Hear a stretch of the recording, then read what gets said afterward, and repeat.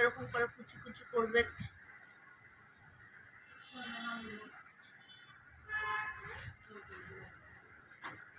ছুরি তো নেই, ছুরি দিয়ে কাটতেও পারি না, বাঙালি মানুষ বটি দিয়ে মানুষ।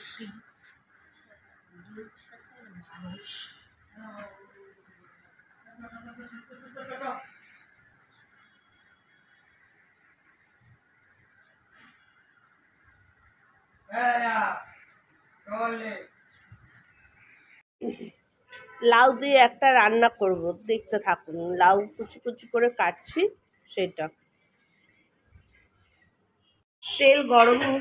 তেল গরম বসিয়েছি কড়াইতে, তেলটা গরম হয়ে গেছে। এবার কি কি ফোড়ন দিচ্ছি সেটাই দেখুন। এই দুটো শুকনো লঙ্কা,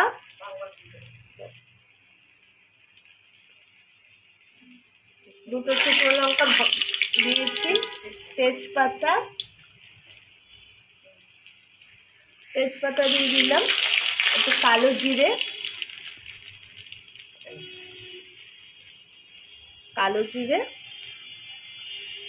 এটা একটু হালকা হালকা ভাজা ভাজা হোক।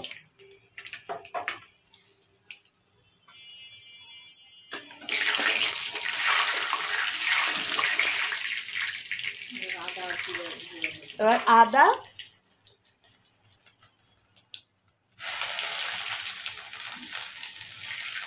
আর 1 চামচ জিরের গুঁড়ো।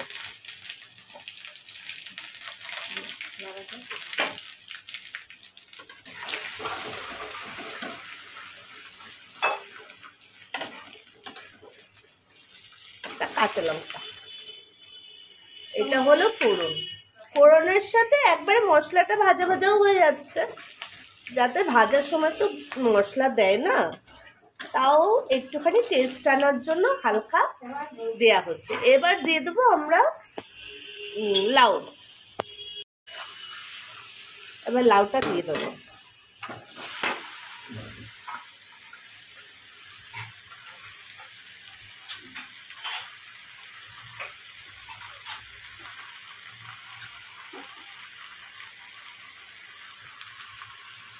এবার এর মধ্যে নুন আর হলুদ দেবো,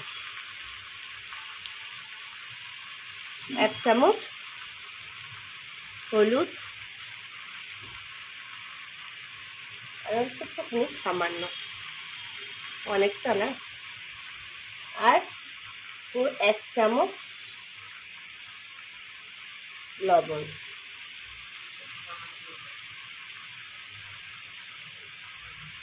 আর একটুখানি লবণটা স্বাদ অনুযায়ী।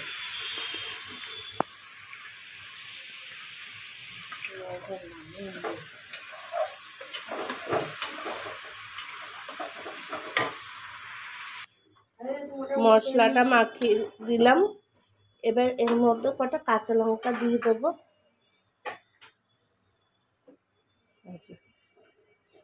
কাঁচা লঙ্কা দিয়ে দেবো। এবার এটাকে ঢাকতে দেবো। হ্যাঁ, এবার এটা সেদ্ধ হোক।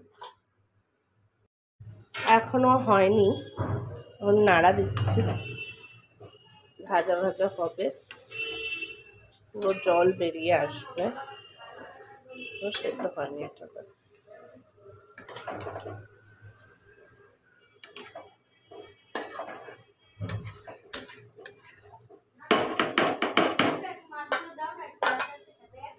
চিনি দিয়ে দিচ্ছি, যেহেতু জল জল বেরিয়ে এসছে, সেদ্ধ হয়ে গেছে।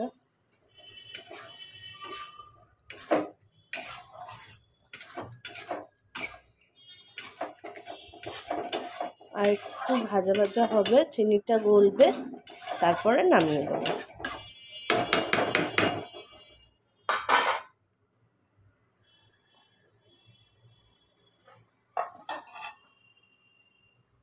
একটু ঢেকে দিচ্ছি।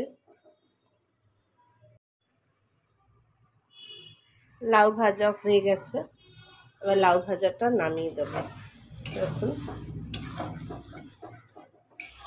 চিনি গলে গেছে।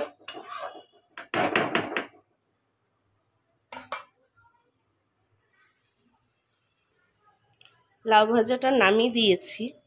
তোমাদের যদি আমার রান্না ভালো লাগে প্লিজ সাপোর্ট মি, প্লিজ আমাকে সাবস্ক্রাইব করো আর বেল বাটনটা টিপে দিও। Thank you.